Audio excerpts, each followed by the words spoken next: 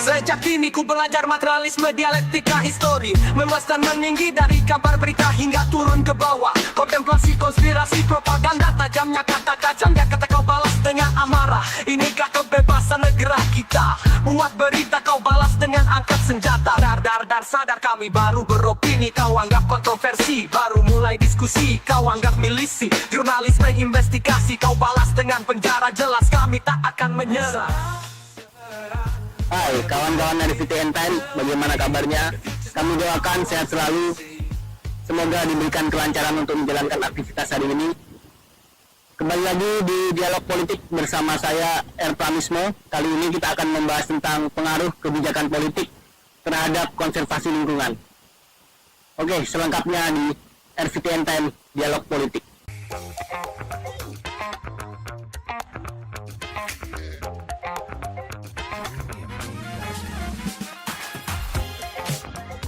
Baik, kawan-kawan, saat ini kita bersama Bung Era. Pertama-tama kita akan menanyakan bagaimana tentang kondisi kebijakan politik hari ini. Adakah kebijakan politik hari ini yang relevan terhadap lingkungan? Oke, menurut Bang Era sendiri bagaimana? Ada nggak kebijakan politik saat ini atau sebelumnya yang concern atau memperhatikan tentang lingkungan?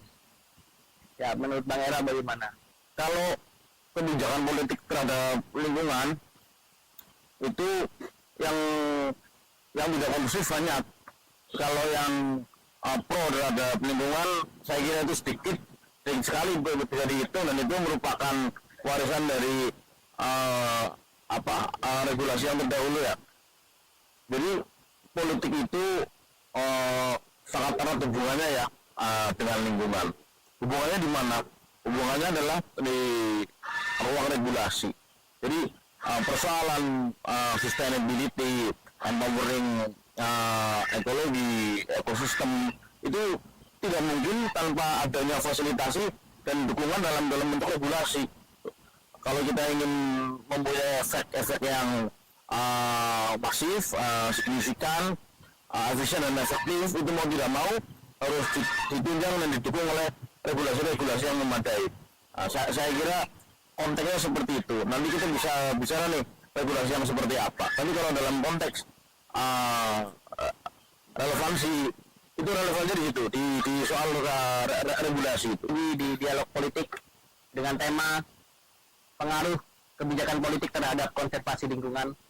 Ya, untuk Bang Era akan memperkenalkan tentang Riverside. Oke, Bung Era, bagaimana Riverside bisa balance dengan lingkungan? Ya, terima kasih Bung Pram. Jadi kita mengambil suatu warisan gagasan besar ya, yaitu memang sungai.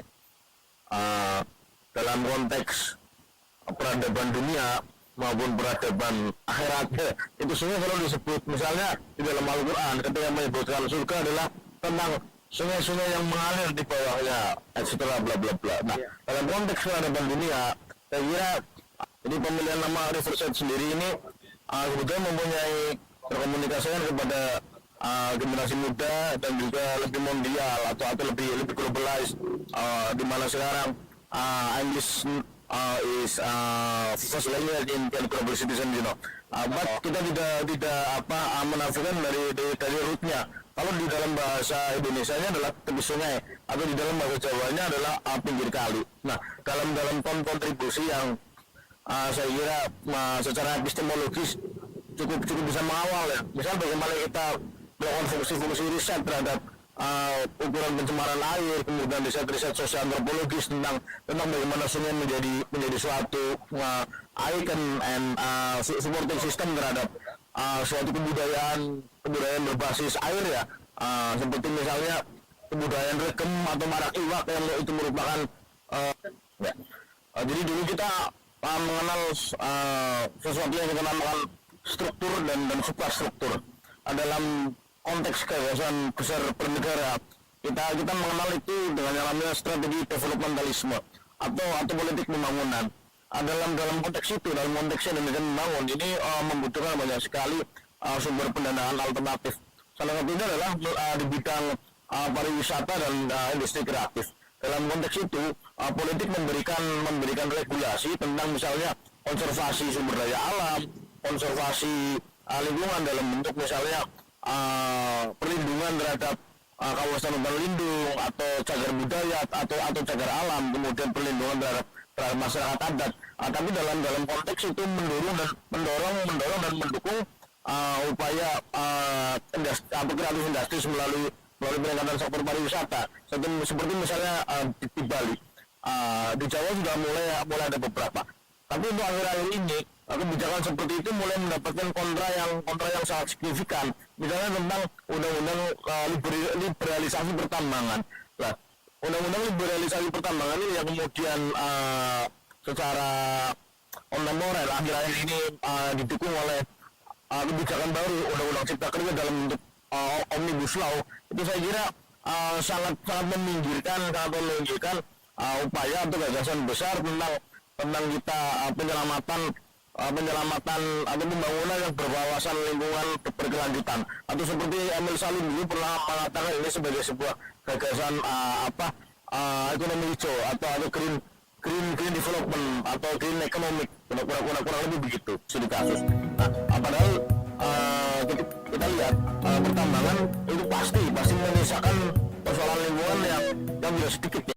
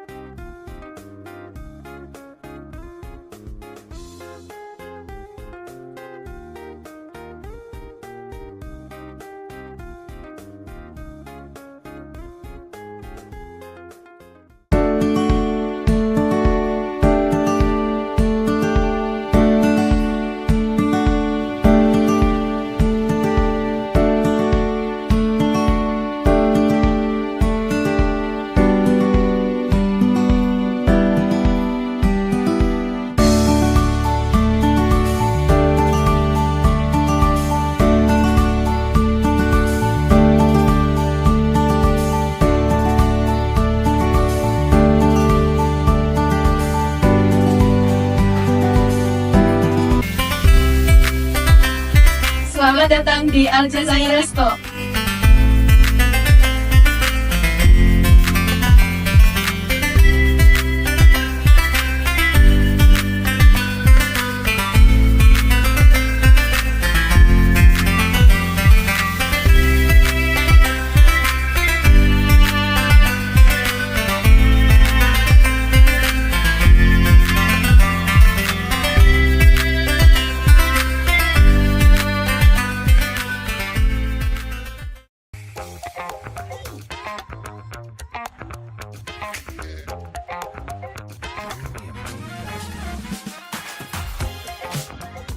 Kalau kita bicara tentang regulasi sebagai sebuah produk, misalnya di dalam Undang-Undang Cipta Kerja atau di poin ini pasal 83 ayat C, di mana luasan pertambangan itu menjadi tidak terhingga, tidak ada batasan untuk luasan pertambangan. Ini ambil contoh ya untuk studi kasus. Nah, padahal kita lihat pertambangan itu pasti menyisakan persoalan lingkungan yang tidak sedikit ya. Misalnya ambil contoh penambangan emas di Banyuwangi, bagaimana itu lumpurnya, kemudian tailingnya, kemudian sisa-sisa produksinya itu pasti mencemari sungai, pasti mencemari laut. Tapi hubungannya adalah seperti terganggunya ekosistem sungai, ekosistem muara, ekosistem laut. Ketika ekosistem itu terganggu, pasti ada pergeseran sosial antropologi ya, terjadi pergeseran budaya, pergeseran adat, pergeseran habit, pergeseran moral, itu kemudian restu kepada pergeseran nilai-nilai. Nah, itu baru dari satu sektor pertambangan. Kalau misalnya dalam konteks ini yang persoalan pembangunan. Kalau di Indonesia memang tradisinya adalah masih tradisi ekstraktif ya, mengambil bukan tradisi kreatif atau rekreasi. Ini minimal sangat lemah. Misalnya kita bandingkan dengan Singapura, Korea atau Jepang, di mana mereka tidak melakukan eksploitasi teritori berlebihan, nah, kalau tapi mereka fokus ke empowering kreativitas berbasis SDM. Nah ini yang tidak dilakukan yang belum dilakukan oleh Indonesia. Nah untuk saat ini pembangunan di Indonesia masih bertumbuh pada dua sektor bertumbuh pada sektor ekstraktif itu, antara lain yang ketika hubungannya dengan lingkungan adalah sektor pertambangan dan kawasan industri terpadu. Pertambangan seperti yang tadi kita lihat, ambil contoh pertambangan emas misalnya di Banyumas. Nah apakah di Banyumas ada? Saya kira ini menjadi gambaran kecil ya. Contoh begini, di daerah Gumelar itu, di daerah Paningkaban, bagaimana penambangan emas sejak dahulu kala, walaupun itu adalah penambangan rakyat, tapi tidak pernah ada regulasi yang serius. Itu jelas berimbas pada pergeseran geofisika dan struktur tanah. Belum lagi kemudian ada PT perusahaan semen tertentu ya. Saya nggak mau ngomong merek ya, walaupun saya yakin semua orang udah tahu. Nah, tapi saya nggak akan sebut merek.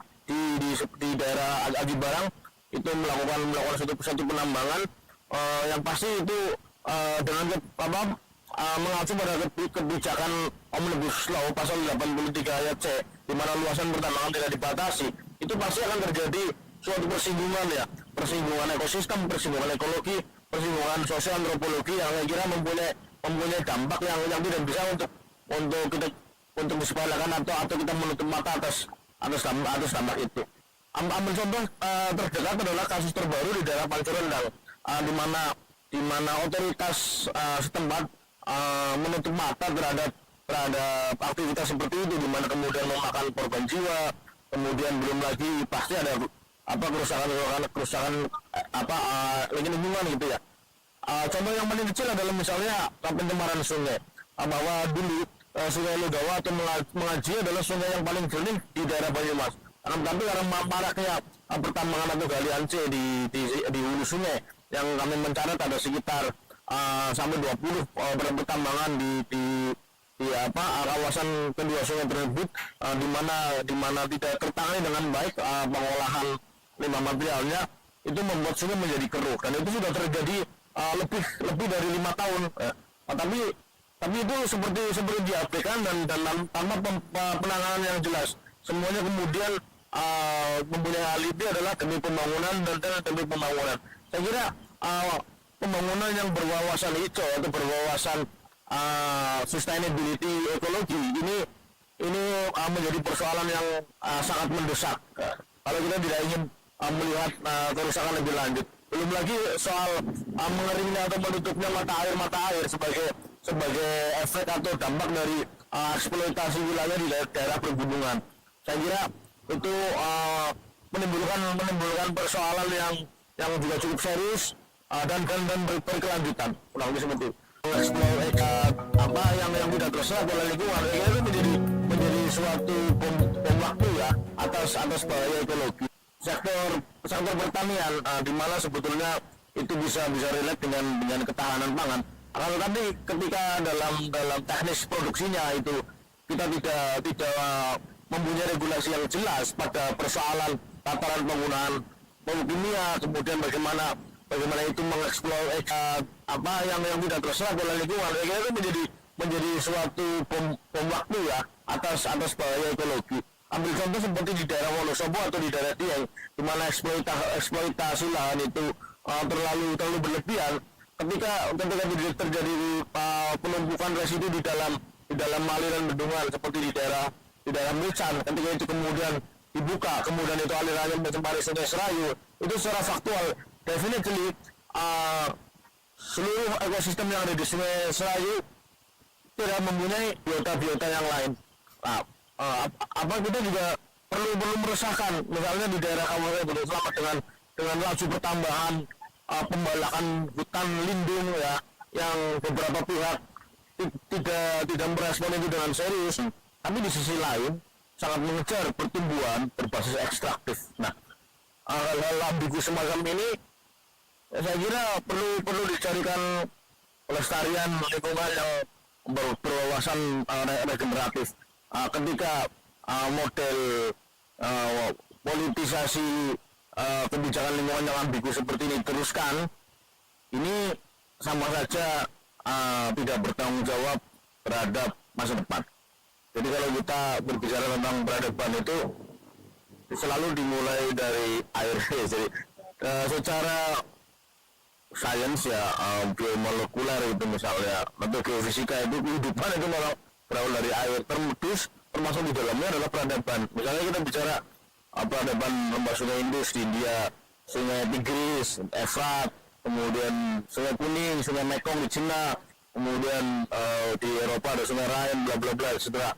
Di Indonesia itu di Jawa sendiri selalu berbagai sungai ya, seperti Sriwijaya, di Sungai Musi, Majapahit di Sungai Berantas, kemudian Kerajaan Segalu sendiri di Sungai Cipamali. Nah, kita melestarikan lokal genuine original yang semacam itu. Jadi kita mengambil satu tema atau gagasan besar itu tentang sungai, yang itu sekaligus juga merupakan suatu coding tentang bagaimana kita melestarikan kehidupan itu sendiri.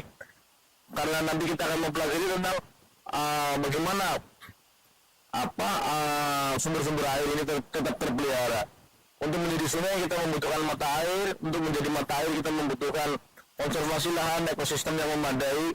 Kemudian bagaimana air itu bisa memberikan kemanfaatan digunakan dalam konteks sosio-antropologis, kemudian kebermanfaatan ekonomi oleh masyarakat, kemudian itu sampai ke muara, sampai ke laut. Saya kira itu adalah suatu siklus ekosistem atau habitus suatu kehidupan yang satu dan yang lainnya tidak bisa dinafikan. Nah, tetapi ketika ada permasalahan di satu ruang atau satu kuadran, itu akan menjadi seperti domino mengimbas pada permasalahan selanjutnya. Nah, inilah pentingnya kita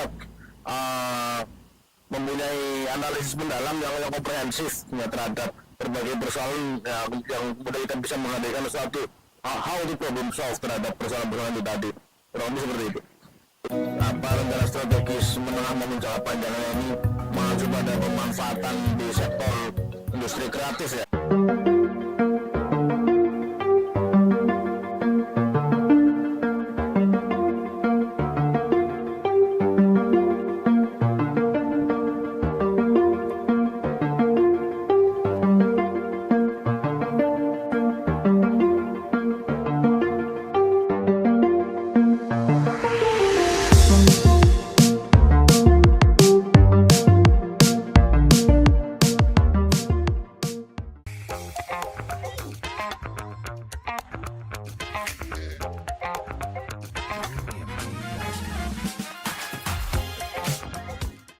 Kemudian bagaimana di sini di sepanjang Sungai Logawa itu ada sekian puluh situs-situs ya, makam-makam para ulama, aulia, wali-wali, petilasan dan lain sebagainya yang saya kira itu sangat perlu untuk dilestarikan. Seperti misalnya di sebelah Riverside sendiri ada suatu situs itu yang bernama Astana Cemulang, di mana di situ adalah merupakan makam seorang Ki Ageng ya, nama Jawanya adalah Ki Ageng Bilung.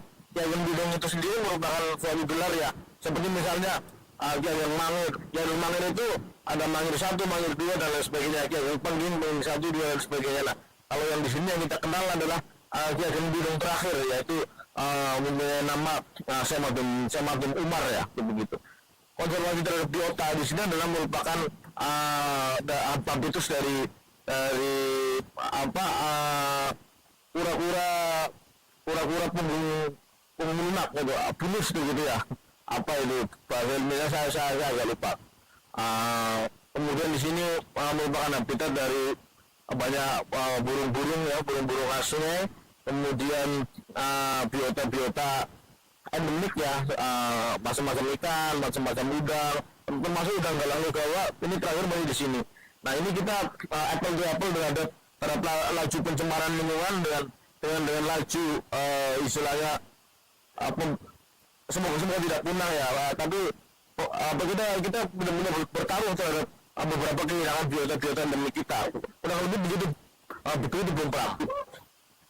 Di Purwokerto sendiri itu kira menghadapi suatu tantangan permasalahan tata kota yang tidak sederhana ya, di mana sebuah kota yang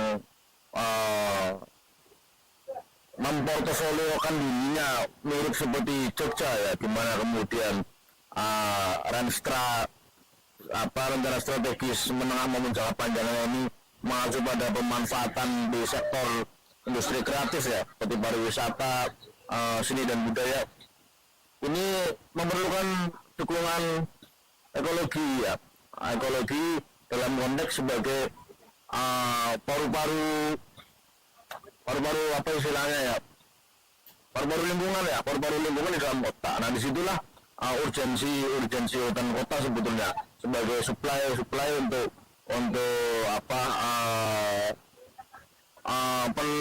istilahnya ya, penadah polutan atau pemfilter polusi udara. Selain sebagai hutan kota itu sendiri bisa berfungsi sebagai ruang publik yang asik dan seru untuk partisipasi citizen atau warga kota itu sendiri. Nah, dalam konteks ini saya kira aplikasi dari pemanfaatan ruang publik seperti itu maupun penataannya maupun istilahnya rencana ke depan perlu diperbincangkan lebih saksama ya, menjadi regulasi yang betul-betul berpihak kepada pemanfaatan publik yang selaras dengan kesinambungan ekologi. Saya kira demikian, Bung Bang.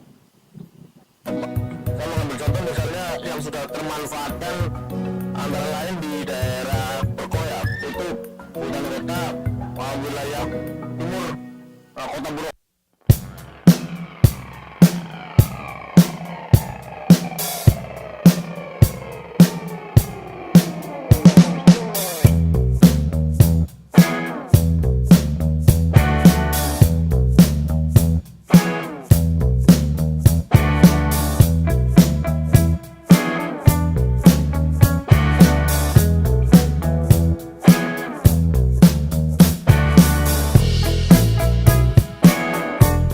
Ayo teman-teman kunjungi Bakar Purwokerto yang beralamat di Jalan Mbah Nur Hakim dan Putaran Utara, Pasir Wetan, RT 421, nomor yang bisa dihubungi 081 226 008 226.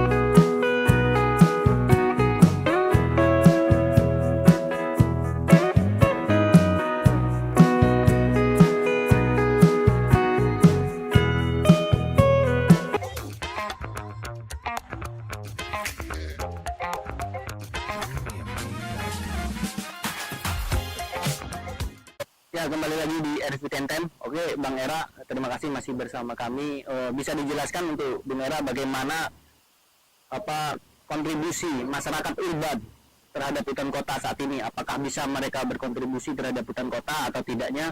Bisa dijelaskan lebih lanjut, Bang Era? Dalam konteks pemanfaatan hutan kota sebagai suatu ruang publik yang terintegrasi, saya mengambil contoh misalnya yang sudah termanfaatkan antara lain di daerah Berkoya, itu hutan kota wilayah timur Kota Purwokerto, itu sudah termanfaatkan sebagai taman begitu.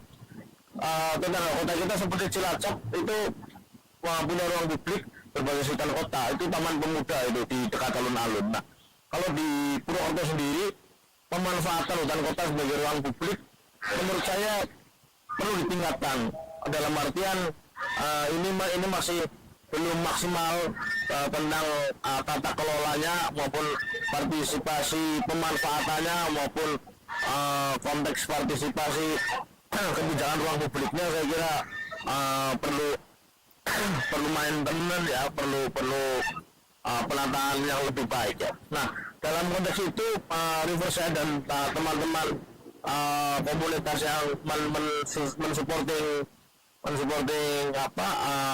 gagasan-gagasan tentang pelestarian lingkungan maupun seni budaya dan industri kreatif ini ingin mencoba mengambil inisiatif pemanfaatan hutan kota tersebut. Kita ambil untuk hutan kota di daerah Karaluas atau yang masuk kepada area Purwokerto Barat itu di sebelah Sungai Logawa.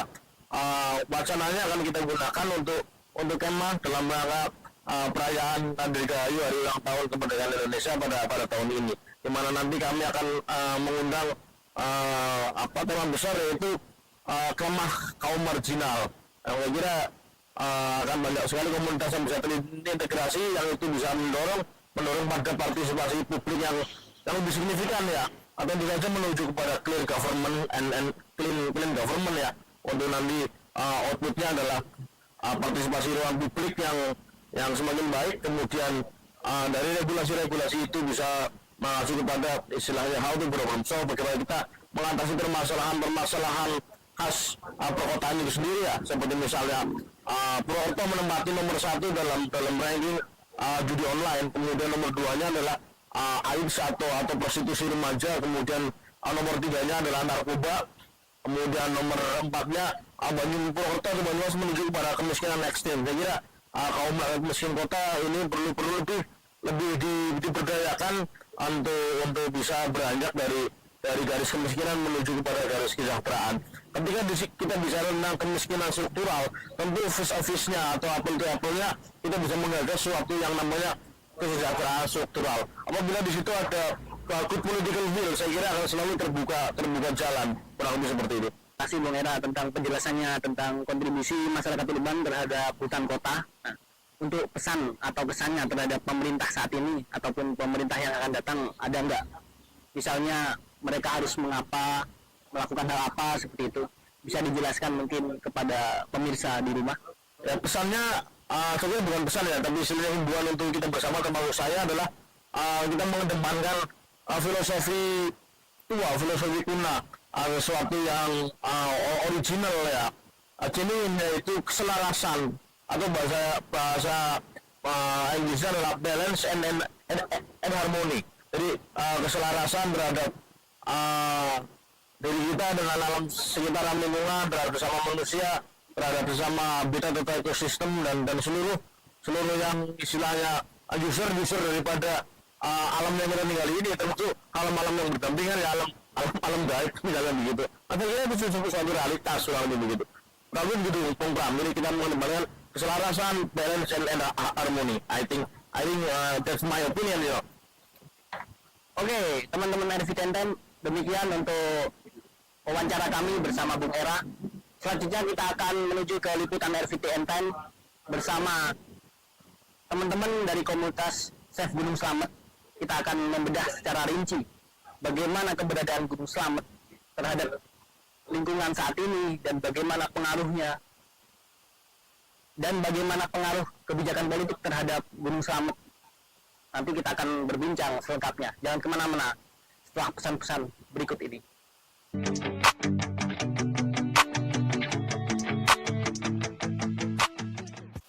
Oke, selamat malam.